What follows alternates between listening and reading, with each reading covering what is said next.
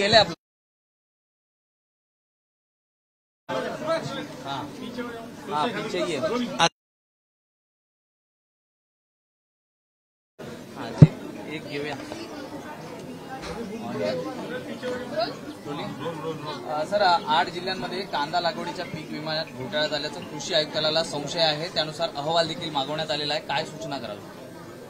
शेतकऱ्यांच्या बद्दल ज्या तक्रारी असतील, ज्यांनी काही घोटाळे केले असतील, शेतकऱ्यांची दगाबाजी करणाऱ्या कोणालाही सोडलं जाणार नाही।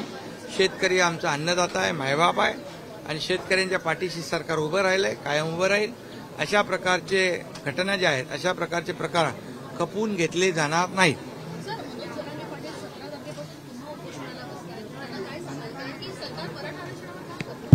सरकार मराठा आरक्षणच्या बाबतीमध्ये सकारात्मक आहे। सरकारने आम्ही निर्णय घेतला, मराठा समाजाला 10% आरक्षण दिलं, ते टिकवलंय। काही लोक विरोधामध्ये गेलेत, खरं म्हणजे ते कोण आहेत याचा देखील मनोज जरांगे पाटील यांनी विचार केला पाहिजे। हे आरक्षण रद्द व्हावं यासाठी कोण प्रयत्न करतंय? जेव्हा आरक्षण देण्याची संधी होती त्यांनी दिली नाही, आता आरक्षण आम्ही दिलं 10%, ते रद्द व्हावं म्हणून कोण प्रयत्न करतंय? त्याचबरोबर कुणबी नोंदी ज्यांच्या आहेत ते प्रमाणपत्र देण्याचं काम जस्टिस शिंदे कमिटी करते आहे। त्याचबरोबर आणखी जे सगळे सोयरेचा विषय आहे त्या बाबतीत देखील जी कार्यवाही आहे, जे आक्षेप आले ते देखील तपासण्याचं काम सुरू आहे।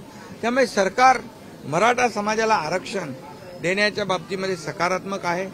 कुठल्याही इतर समाजाचं, ओबीसीचं, अन्य समाजाचं आरक्षण कमी न करता मराठा समाजाला न्याय मिळाला पाहिजे, ही भूमिका कालही सरकारची होती, आजही सरकारची आहे आणि उद्याही सरकारची राहील।